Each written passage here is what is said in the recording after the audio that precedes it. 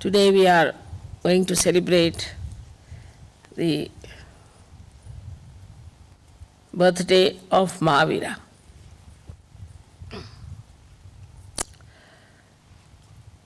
Mahavira is the incarnation of Bhairavnath,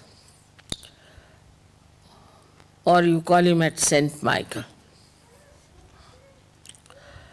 Now these two saints, as you know, one is the Gabriel, Hanumana, and another is Saint Michael. One is placed on the Pingala Nadi and another one, Saint Michael, on the Ida Nadi. So, Mahavira had to go through lots of search. Of course, he was a angel, but came as human being. And he had to find out the thing of the left side and how the left side acts.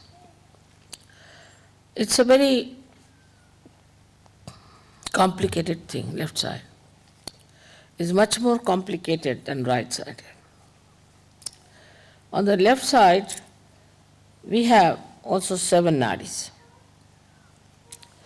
And these 7 nadis are placed one after another. They are described in books and given different names to them.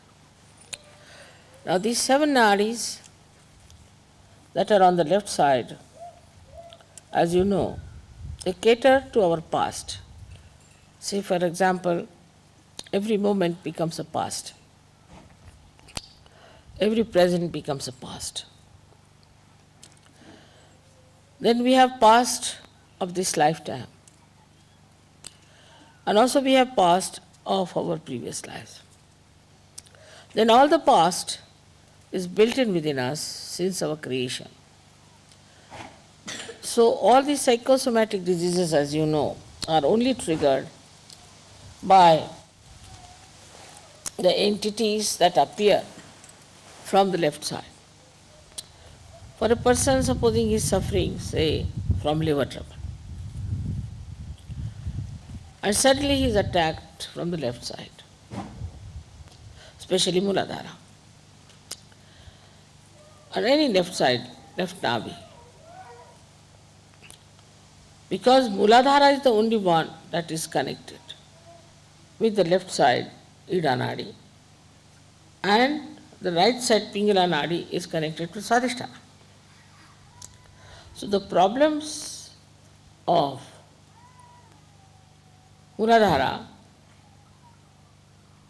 are really beyond the reach of human beings.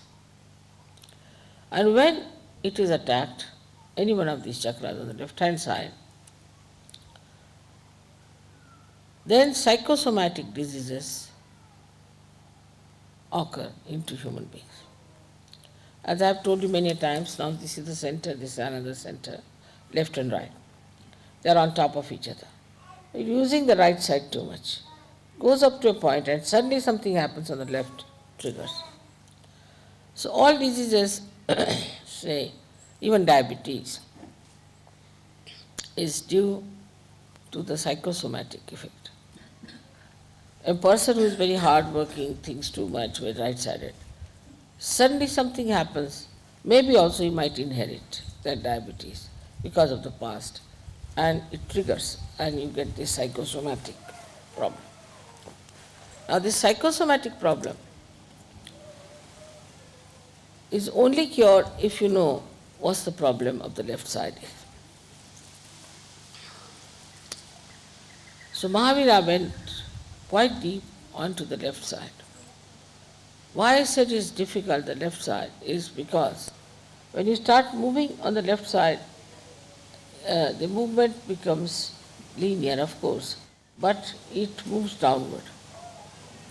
While the movement on the right side moves upward. So the movement goes down like that, and then it coils up, forms coils, and you go on moving with it, so you are lost in the coil. But the other one moves upward and the coils are not so many, and because it is upward, it's easy to get out of it. So those people who go to the left, by any chance, by thinking too much about their past, crying about themselves and always complaining, are more difficult than the people on the right side. But the right side people are troublesome to others, while the left side people are troublesome to themselves. That's how this left side was to be found out properly, was done by Mahavira. Of course, he knew also, I think, all about it. So he has mentioned practically in details lots of things that can happen to a person who goes to the left side. He gave the idea of hell. He also described 7 types of hell. I mean, it's so horrible that I don't want to tell you what is hell is.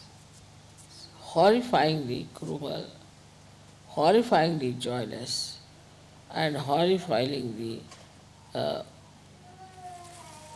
so repulsive that you hate yourself when you understand you have committed this mistake, you have committed this path, this sin, and then what is the result? What you get, the punishment part. Mahavira worked it out, everything. He has given in all details what sort of punishment is due to a human being who tries to be left-sided. Also he has given about the person who is right-sided, but not to that extent, because he had to deal with the combination, but mostly with the left side. Now, I have told many people before, and here also I perhaps maybe, that there is a soul that is made out of the causal bodies of all the 5 elements. The causal, say for example, of the earth is fragrance. So this soul, which is made of the 5 causal bodies and your centers, plus we can say also it has got the control over the parasympathetic. It sits on the spinal cord from outside and activates the parasympathetic nervous system. So it has a connection with every center.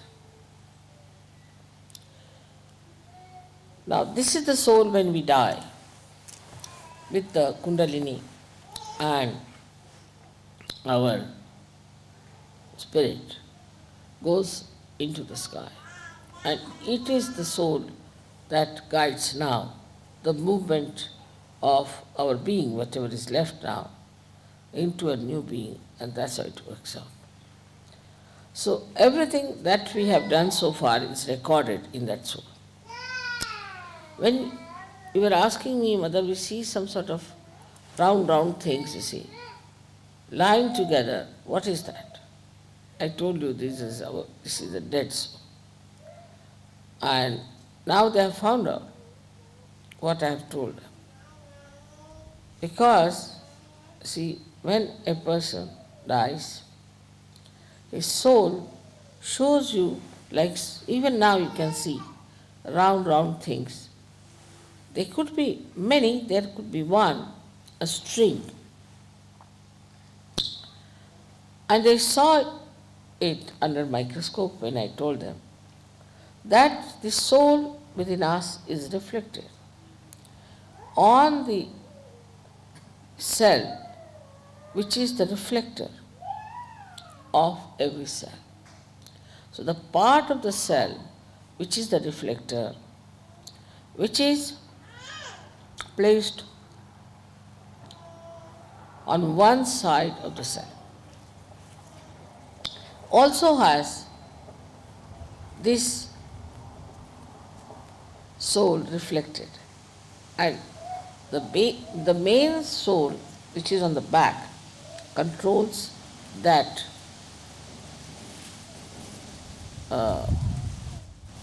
reflected soul which looks after every cell.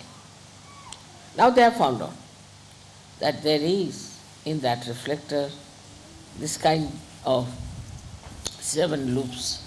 7 loops because it sits on the 7 chakras and the Muladhara. Now what he found out that when people die, then some of the souls are born again just after a few days. These people are just very ordinary type of people. That's how we brought in a kind of category. So they are the people who have died. They are of a category, one category, where they exist for a very short time in the collective subconscious, and then they take their rebirth. They are very ordinary people, aimless, useless people. But there are some souls, when they die, they just hang in the air and they are just waiting to find out somebody who will fulfill their desires which are not yet fulfilled. Like there's a drunkard, and a drunkard can join another human being who is living who would like to drink. So once he starts getting this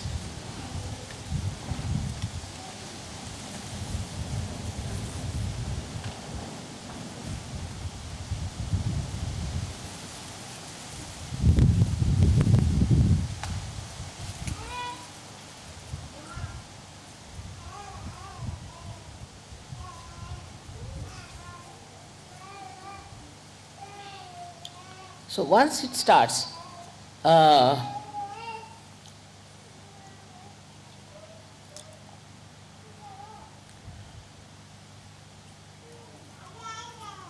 getting into the habit of drinking, some of these souls can just jump on that person. And when they jump on that person, they can make him a real drunkard. I remember of a lady who was a very short, petite person, came from Cuba, in America when I went first. And she told me that she is very sick of herself. Her husband told me that she can take 1 whiskey bottle full, neat sometimes. Looked at her, such a little thing, I said, how can she do it? So I put a bandhan on her and I saw a huge, big Negro standing behind her. So I said, do you know some Negro? Immediately she jumped on me. She said, Mother, you see that one? You see that one? That's the one who drinks, not me. Of course, I cured her, and after that she gave up drinking completely. So, whenever you start getting into a habit in a bad way, you lose complete control of yourself, and a spirit sits on you and it controls you. And when it controls you, you do not know how to get rid of any habit. That's why it's difficult to get rid of habits. Now, in Sahaja Yoga, when the Kundalini rises, what happens? That the spirits, these dead spirits, leave you and you become all right and you give up. That's how it works.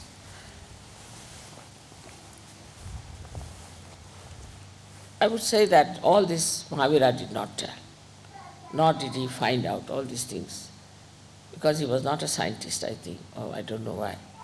But what he has talked about is the hell. And he has said that if you do this kind of a thing in your lifetime, then what kind of a hell you will get. And he has described the hell in a very,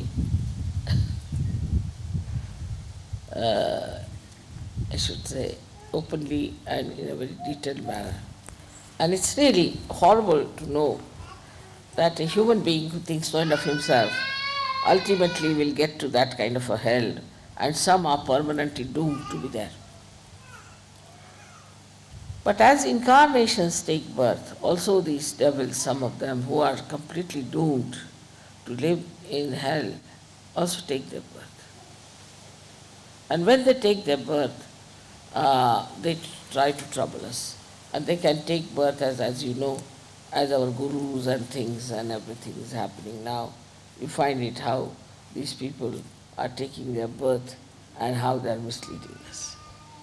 How they are using the left swadhisthana, or we can call it the left side, just to immobilize us completely. So when a person is possessed, as you must have seen, a person gets possessed, he cannot feel vibrations. There are all kinds of symptoms about such a person. But in Sahaja Yoga, what do? Is to take the name of Mahavira. Because Mahavira runs all the way on the Ida Nadi and comes and stays here unto the, we can say, the point which is for our superior. And it sees, controls, works out, cleanses, and does all that is required to put a person right after surgery. So we have to be really very thankful to him for doing this kind of work which is very filthy and dirty, because these people don't mind even sitting in the bathroom, like that we can say, or sitting with everything and meditating. They can do anything. They are very dirty people, absolutely dirty. When they become tantrikas, they try all kinds of dirty things, and with that they actually create a problem between themselves and the god. Say they will go to a temple of a goddess and start misbehaving with a woman there. So the goddess will disappear. And once the goddess disappears in that area, they call all these booths from the left side. So now we have all these souls which are lying, hanging in the air, trying to come back to a conscious thing and to possess someone. Plus we have these masters of the left side who know how to catch hold of these people and put them on somebody, or to remove from them someone and to put somebody else. So it's a continuous process, and this makes a person absolutely mad and good for nothing. Now when we know all this, still we get caught up on the left side. So we do get caught up. That's why I think this Mahavir Jayanti is a very, very great thing for us to observe. Now why was he called Mahavira? Because only a person like him, Veera means a person who is brave, who is chivalrous. Because only he could do this. So only he could enter into the being fully and could kill, or we can say destroy, those horrible rakshasas, devils, all these negative things that come to us. Now, as you know, we use left side very much for so many negativity. That is torturing us. But if there is no help, say from Mahavira, we cannot do it. We call the name of Mahavira, we could call him Saint Michael, we can call him by any name, but Mahavira because he was a human being. All this works out because of him. And he is such a great identity. He himself took a birth as a human being, difficult for saints to take birth as human beings. Moreover, you see whole concept of hell and all that is described in any scripture is a fact. It exists. And if you try to go in there, you see, when I try to go there and to find out, I just go off to sleep sort of thing. In my sleep I find out all the things that are happening about person, how much he's got up, what he's done. It's not an easy thing to do with the conscious mind. You have to take to the subconscious and you have to go into sushupti, in a deeper sleep, to see what's happening in the left side. It's a very funny situation, I think. And for Sahaja Yogis also to enter in it, I would not advise. But one should get rid of the problems of the left side with the help of Mahavira. When this chakra is caught up, what you find is a big lump of bone coming out on the right side. So you have to take the name of Mahavira just to remove that pressure from the left side. Now many people do not even know why they suffer. Why should they suffer when they have done nothing wrong? Because they are possessed. Now even the viruses and all these things like psychosomatic troubles like cancer, all I would say, the incurable diseases are there because we are triggered into the left side. That's why we are suffering from these diseases which are not curable. So we have to thank really very much Mahavira, who has given us this power to remove our left-sided problems, who has given us this light in our hand, which he himself vibrates, and he himself tries to throw some light on the obscure things about me also. Because of him only, we can get cured of so many physical and mental troubles. You know that the left side can be easily cured if you use 3 candle treatment. That shows Mahavira is only fond of light. He doesn't like darkness. And his idea is, I think that way, is to now fully go all the way to clear the left side as far as possible, to help Sahaja Yoga to be established in countries where I find still a lot of this negativity is there. Lot of it. So he is working it out everywhere. And the psychosomatic diseases and all these diseases also we can work it out with candle light and all that. With 3 candles we can do this trick. So we have to be very thankful to him that he has achieved this kind of entry into the left side and has found out for us what sort of problems exist on the left side. It's such a nice thing that we have got today the chance to celebrate his birthday here in a place which is really very much loved by him. Now you may say that Mahavira is sometimes seen as a person who is naked. So it happened that he had gone in a jungle to meditate and to find out about the left side. And when he got up, you see, he got caught up in one of the bushes. And he had to torn off half part of that. When that half part was torn off, then he came out of those bushes and he was all right. But at the same time, Sri Krishna appeared there on the scene as a little boy from a village. And he said that I am a poor man. This little boy said, I am a poor person, I have nothing with me. You are a king, you can always get your clothes. Why don't you give me your this half cloth that you have? And they say so that it was given to this boy and who ran away. He was nobody else but Sri Vishnu.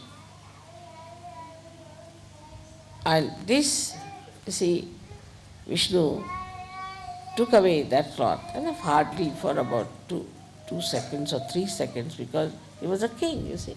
And he hid himself with leaves and went to his palace and got dressed. But imagine the people, how negative they are. They just walk without clothes. Jainis, they have, you see, all kinds of taboos against all the worms, everything. It's said, these people have started, that if you do not respect these little animals, like you can say,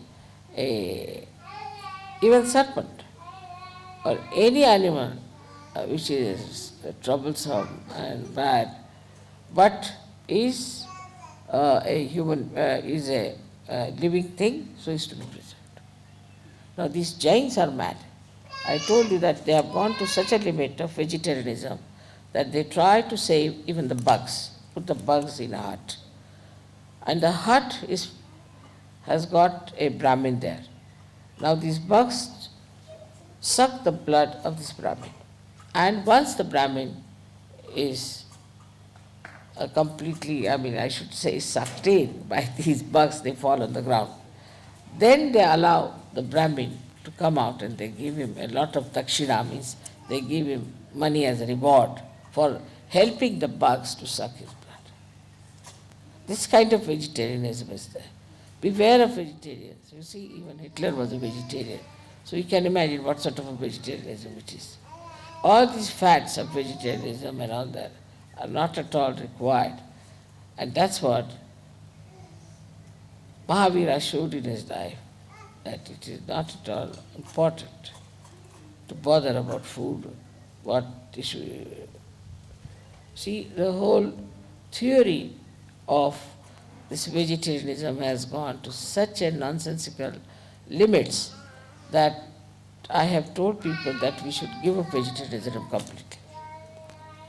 Now also see the juxtaposition of what he wanted to do.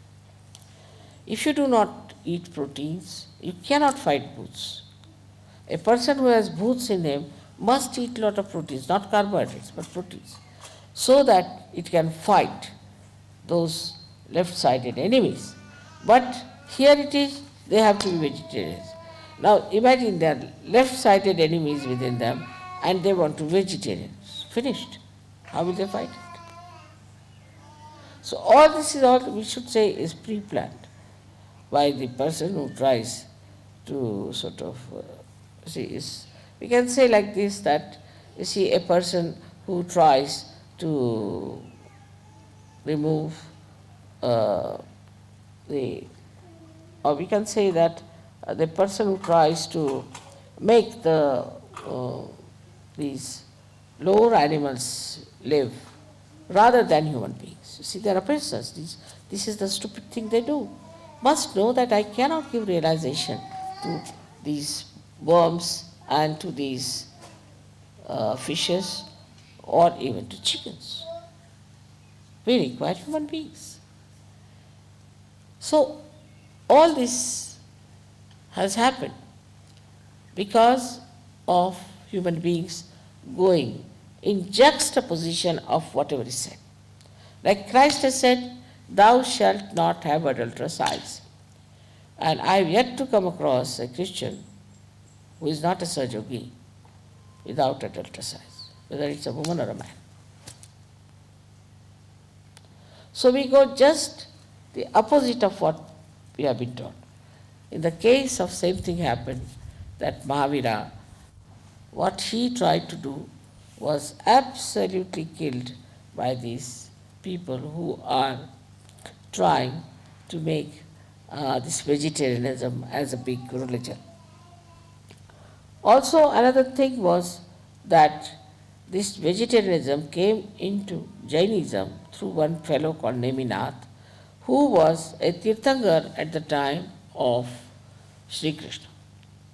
He was to be married. In those days they were married, not only but they were eating all kinds of meats. And so many lambs and goats came for the wedding of this man. So he felt that Uparati, we call it, he didn't like, he was disgusted, he was frustrated with that. With that frustration, what did he do? he said, I will not eat meat. And that's how vegetarianism started among Jainis. And that's how it's still going on. And these Jainis, I find, are the joyless people, absolutely joyless.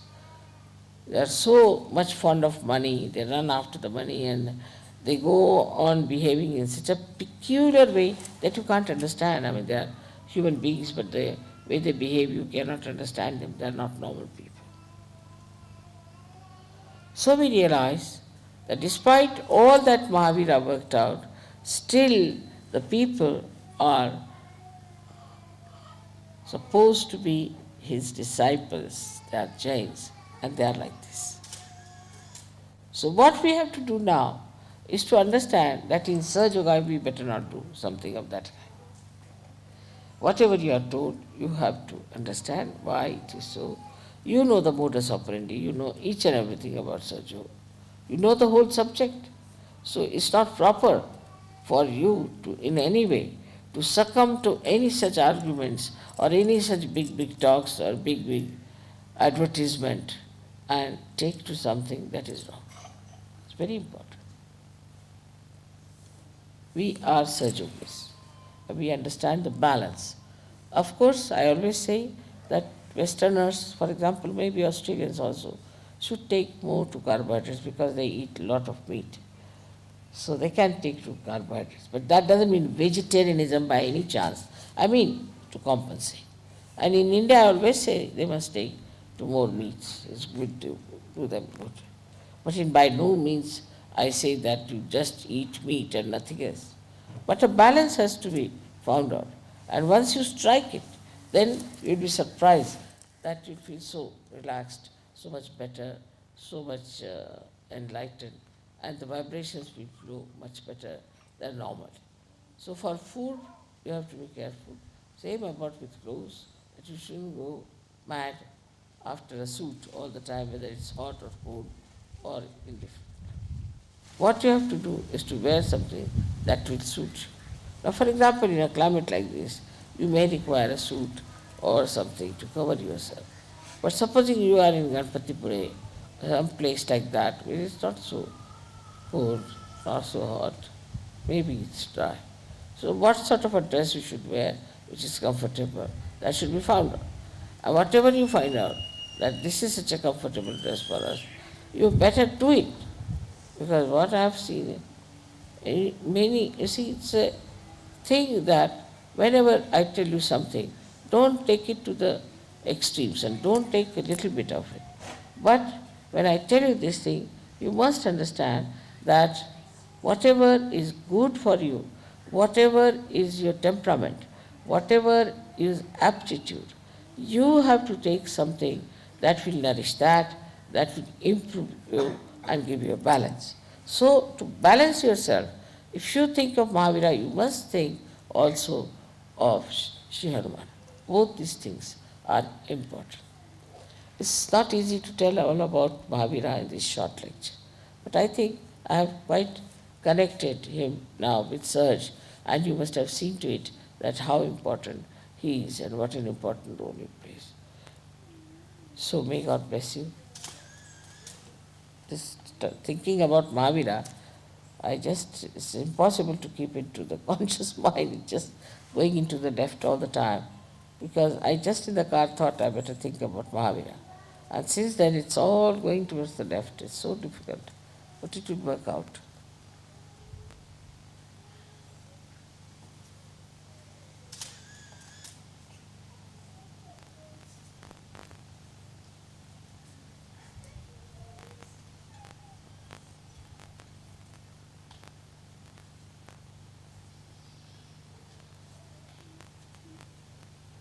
My God.